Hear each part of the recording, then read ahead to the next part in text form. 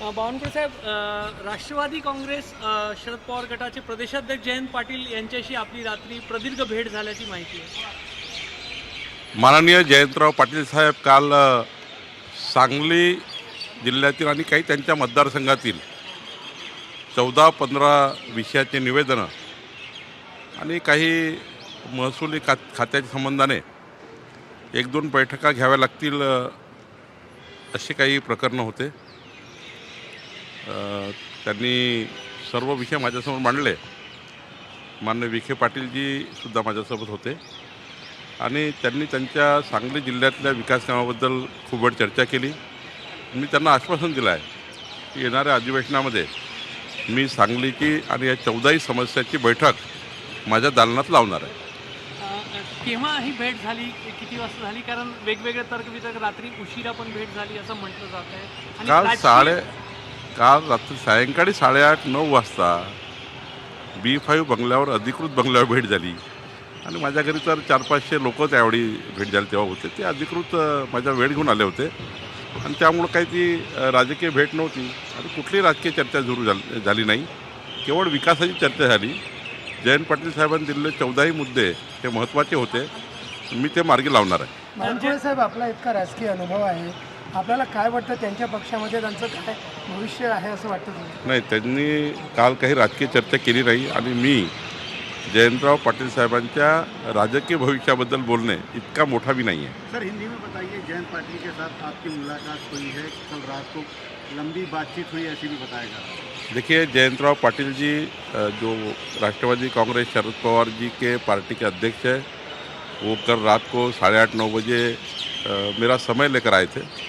माननीय विखे पाटिल जी, मैं साथ में हमने बैठकर जो उनके विधानसभा में और उनके ज़िले में, सांगली ज़िले में 14-15 समस्या है जिसमें कुछ शासकीय बैठक की ज़रूरत है, कुछ डेवलपमेंट के वर्क से जो मेरे रेवेन्यू डिपार्टमेंट के अंडर आते हैं, तो मुझे लगता है कि वो सारे काम मैंने कहा है उनको कि अधिवेशन में पूरा करेंगे और पूरी विकास के काम पे चर्चा हुई. कोई भी पॉलिटिकल चर्चा नहीं हुई.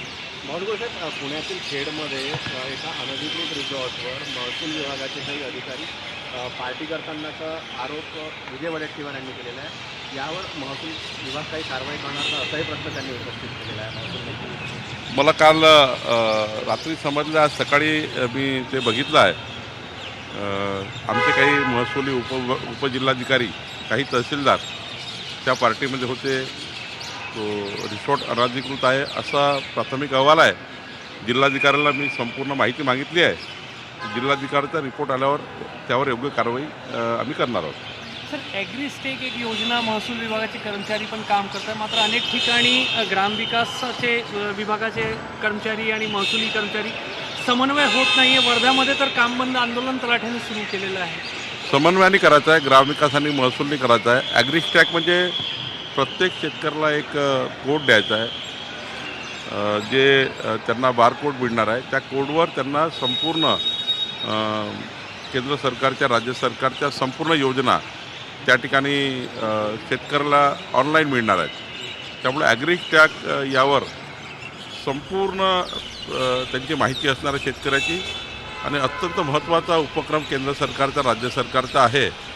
जर काही लोकांनी काम बंद आंदोलन केलं असेल तर ते मी तपासेल, पण या राज्यातल्या शेतकऱ्यांना ॲग्रीस्टॅकमध्ये आणणं अत्यंत महत्त्वाचं आहे. तलाठ्यांचं म्हणणं आहे की वरिष्ठ अधिकारी खूप प्रेशर आणत आहे त्यांच्यावर हे काम करून घेण्यासाठी, म्हणून तो काम कामच आहे ना, सरकारचं कामच आहे, करावंच लागणार आहे.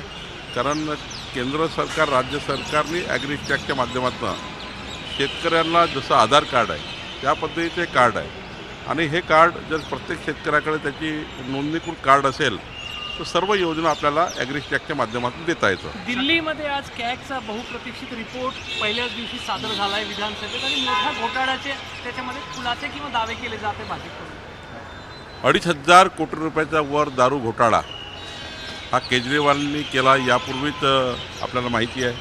पण आज खराखुरा रिपोर्ट, कॅगचा रिपोर्ट आला आहे, ज्यामध्ये चुकीच्या पद्धतीनं परवाने वाटप करणे, चुकीच्या पद्धतीनं त्या ठिकाणी गोरखधंदा करणे, म्हणजे अवैध जो आपला हा दारू घोटाळा आहे, अवैध पद्धतीने पैसा जमा करण्याकरता केजरीवालनी केलेला हा घोटाळा आहे आणि हा घोटाळा 2,500 कोटीच्या वर आहे आणि या घोटाळ्यामध्ये स्वतः केजरीवाल इन्वॉल्व आहे, त्यांचा पक्ष इन्वॉल्व आहे आणि त्यामुळं कॅगच्या रिपोर्टवर केंद्र सरकारने पुढची कारवाई केली पाहिजे. जे घोटाळेबाज आहे त्यांना जेरबंद केलं पाहिजे अशी आमची मागणी आहे. सर, दिल्ली में कैग का रिपोर्ट पेश हुआ है विधानभवन में, कैसे देखते हैं, क्या करेंगे? केजरीवाल ने, उनकी सरकार ने 2,500 करोड़ रुपए के ऊपर भ्रष्टाचार किया है लीकर्स में. लीकर में अवैध रूप से लाइसेंस बांटे गए, लीकर्स में अवैध रूप से डुप्लीकेट दारू बनाई गई, बहुत से उसमें अवैध व्यवसाय किए गए हैं. तो ये केजरीवाल सरकार का पहला भ्रष्टाचार का रिपोर्ट है. ऐसा भ्रष्टाचार उन्होंने गरीबों के नाम से बहुत किया है. आगे आगे जैसी सरकार चलेगी केजरीवाल ने किए हुए भ्रष्टाचार सामने आएंगे. केजरीवाल की सरकार भ्रष्टाचारी सरकार थी, इस वजह से वहाँ की जनता ने वो सरकार उखाड़ के फेंकी है.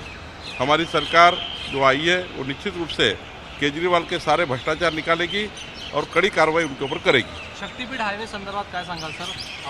आपण पाहिलं यापूर्वी स्पीडमध्ये काम झालं, आता निवडणुकीनंतर पुन्हा एकदा डिमार्केशन जे आहे ते सुरू झालं आहे. डिमार्केशन विधानसभेच्या निवडणुकीच्या आधी थांबवण्यात आलं होतं. वर्धा, यवतमाळ 2 ठिकाणी डिमार्केशन सुरू झालेलं आहे, दगडं लावणं सुरू झालं MSRTCचं.